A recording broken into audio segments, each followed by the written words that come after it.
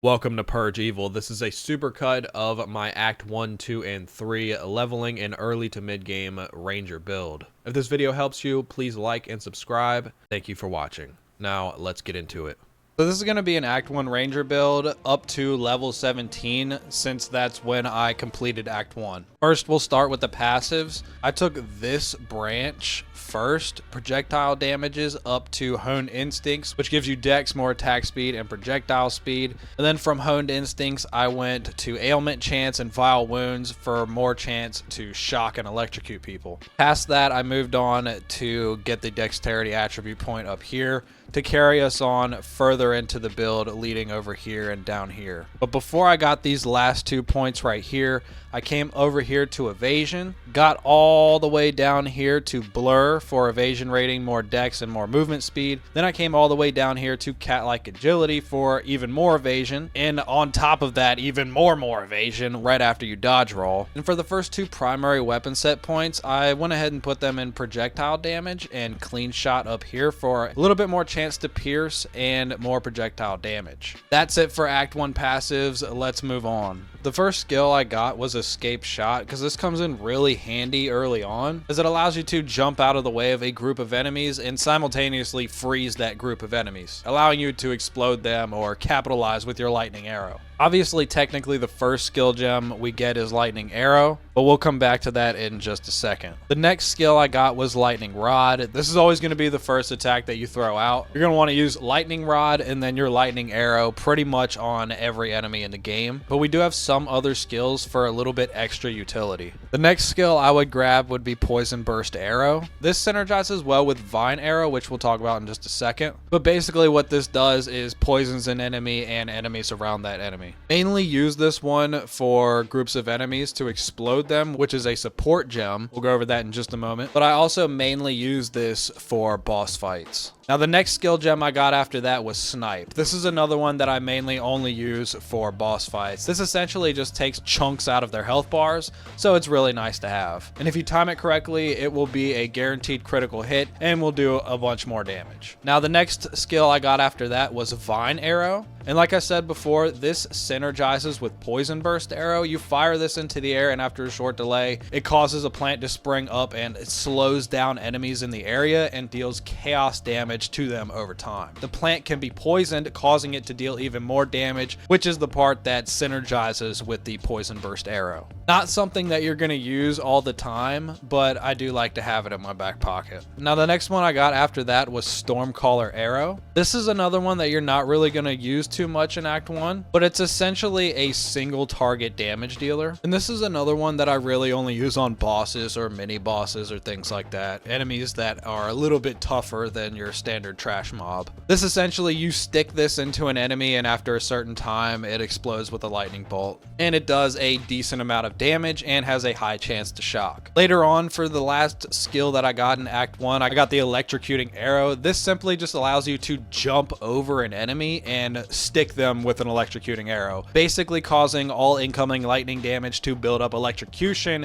which is a lightning ailment that can cause them to become immobilized after the build-up threshold has been reached. So think of it like an alternative to freezing enemies or stunning them. And for the spirit gem, I of course got Herald of Thunder. While active, killing shocked enemies with attack damage will cause subsequent attack hits to release lightning bolts, which deals attack damage to all surrounding enemies. This is a passive. You don't really need to think about this one too much. Just know that when you use your regular attack after you've been using lightning arrow and all those, you'll have a chance to basically smite your enemies with the arrow. Now let's move on to the support gems for each thing. For the standard bow shot, I have lightning infusion just to give it extra lightning damage. And for lightning arrow, I first have martial tempo to increase the attack speed. And then I have innervate, which attacks gain 35% of damage as lightning damage for 3 seconds on killing a shocked enemy with supported skills. Pretty much every enemy we come across is going to be shocked because we start all of our combat encounters with Lightning Rod. Now, Lightning Rod, with this one, we first want Scatter Shot, which will fire 3 of them instead of just 1 projectile. And then, of course, we want Conduction, which is actually what causes all the enemies to become shocked. This gives Lightning Rod a 100% more chance to shock those enemies. Now for Escape Shot, the only one I put on this was Magnified Effect to give it 40% more area of effect. Basically just to freeze that bigger group of enemy that's attacking me. For Snipe, I have Brutality to give it more physical damage. I'm not worried about any elemental damage on Snipe. This is specifically just for bosses and doing a decent amount of damage when I have a chance to punish them. And second for Snipe, I have Window of Opportunity, which decreases that perfect timing window, but in turn gives it a 50% more damage increase when you actually time it correctly. For Poison Burst Arrow, Bursting Plague is the most important support gem you can have for this skill. Poison from supported skills also adds 200% of damage per second to enemy as Plague, up to a maximum of 10% of enemy's life. Once these enemies die, they explode in something called a Plague Burst, which spreads the plague/poison and deals a decent amount of damage. And second, I have Corrosion, which causes the poison applied by Poison Burst Arrow to break enemy armor. Perfect for bosses, perfect for field bosses, and all the like. And that's it for the support gems that I used in Act 1. Real quick, make sure to like and subscribe, please and thank you. It really goes a long way.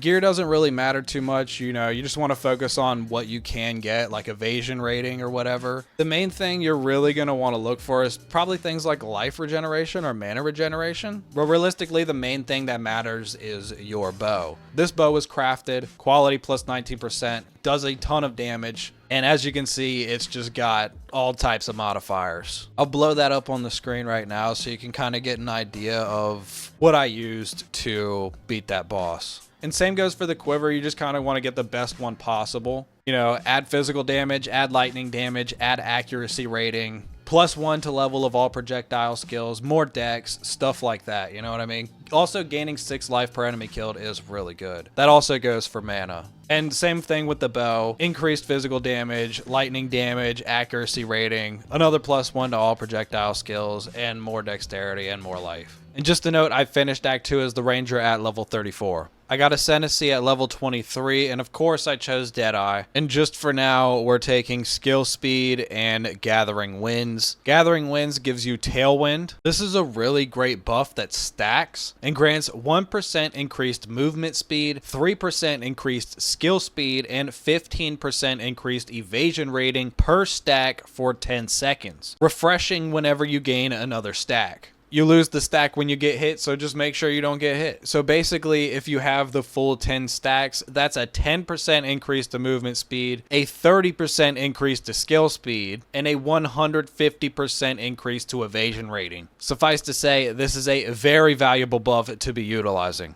Okay, for passives, continuing where we left off in Act 1, we take 3 more attribute points up the tree to reach this node. I took dexterity in all 3, but of course you can take strength or intelligence if you need that for a support gem. From there, we move on to elemental damage and shock chance, 3 of those nodes up to harness the elements. Basically, this gives our attacks much more chance to shock, and it gives them more elemental damage. Harness the elements itself increases 15% damage for each type of elemental ailment on an enemy. So that's like ignite, chill, freeze, shock, and electrocute. Basically be doing 15% more damage for chill, and then 30% more if they were chilled and shocked, and so on. At this point, I got a random skill point from a boss, I believe. I'm not exactly sure how that happened, but I ended up putting it on the next attribute point for dexterity. And then after that, at level 25, I got the next attribute point, and then we moved over to elemental attack damage for increased elemental damage with attacks. Then we'll move over to catalysis for a 20% increased elemental damage with attacks, and then another node over here for a 12% more increase to that damage. After that, we're going to move back down here towards the beginning of the tree. You're going to take these 2 attribute nodes. And again, they can be anything you need. If you need intelligence or strength for support gems like I did here, I got 1 strength and 1 intelligence instead of dexterity. But after that, we're going to move over and get projectile damage twice. And then for these next 2 nodes, I actually used weapon set 1 skill points. So make sure to get that 10, 20, 30, 40% increased projectile damage and 40% increased accuracy rating at close range. And after that, we're simply working our way up this part of the tree to get up to this lightning damage and so forth, but that will be in Act 3. Here's what it looks like overall, just so you can kind of get a overview of that. Now moving over to skill and support gems for Act 2. First, for the bow shot, I took out the lightning infusion and put in life drain. I simply took out the lightning infusion because the bow I had rolled has cold damage on it now, but otherwise I would still have lightning infusion here. Lightning arrow has been upgraded to level 8, and the support gems for lightning arrow are martial tempo and venom. Escape shot's been leveled up to 6, and we still just have magnified effect here. Lightning rod has been leveled up to level 8, still using scatter shot and conduction. Snipe hasn't been touched at all. You can honestly get rid of that if you'd like. Toxic growth is leveled up to level 7, and it has the fast forward support gem, basically making it so the pustules will explode quicker. And they explode so quick that right after you hit them with the poison burst arrow, the fast forward support gem makes it so that as soon as you hit these with your poison burst arrow, they'll explode right after instead of having a delay still. Our poison burst arrow is leveled up to level 8, and it has the bursting plague and corrosion support gems. I don't believe that's been changed at all. Our stormcaller arrow is leveled up to level 8. That has execute and ignition. The reason I put ignition on this one is because I also now have gas arrow. This is a level 8 skill, and this creates a poison cloud basically, and if ignited enemies touch it, it explodes. So that's why I put ignition on my stormcaller arrow. Moving on to Herald of Thunder, this is now level 6 instead of level 4. I believe that happened in Act 2. And the support gem for this is now Innervate. And as you can see, gas arrow does not have any support gems currently. That will most likely change by Act 3 if we don't swap it out. That being said, gas arrow is kind of an optional skill. You don't really need to use it. Our main skills are obviously lightning arrow and lightning rod. Stormcaller arrow mixed in there a bit. And for big groups and bosses, we use our poison burst and our toxic growth. We're still basically running the same rotation. Now for gear in Act 2, as a ranger, you're going to want to make sure to get a dual string bow. This has an implicit effect where bow attacks fire an additional arrow for all dual string bows. Even the normal ones have this. I have quite a few of these stockpiled for crafting. You'll find a few of these, make sure to pick them up and try to craft something nice out of them. Otherwise, we're still looking for the same stuff with our gear: evasion rating, critical hit chance, resistances if you can get those, life regeneration, mana regeneration, and so forth. In case anybody is wondering, the charm I am using is the silver charm, so that the ranger is unaffected by slows. Continuing with the ranger in Act 3, we have now reached level 45 and we have 2 more ascendancy points. Go ahead and put those in skill speed and wind ward to finish out this branch. Wind ward at the end gives us a 3% less damage taken per tailwind. That is a total of 30% less damage taken when you have a full stack of tailwind. And you're pretty much going to have a full stack of tailwind all the time because your attacks chain pretty much non-stop. Now moving over to our passive points, this is a general overview of what we got going on in Act 3. So to start with, over here we take another attribute point. I took dexterity, and then I got 2 extra skill points, I believe from a boss, and those immediately went into 2 lightning damage for 20% increase. And then over the next 3 levels I got the lightning damage, the electrocute buildup, and thunderstruck for a bunch of electrocute buildup and a bunch more lightning damage altogether. After that we move over here to the quiver. Make sure you upgrade your quiver so you get the most out of these points. Taking every node over here for the quiver gives you an 80% increase to bonuses from your equipped quiver. Needless to say, you're going to need this. After that, you want to continue up the main branch of the skill tree, taking another attribute point for dexterity, unless you need strength or intelligence, of course. Then you want to take another attack damage right here. We're going to fill out this in Act 4 or Act 1 cruelty difficulty. That's that for our passives in Act 3 as the Deadeye Ranger.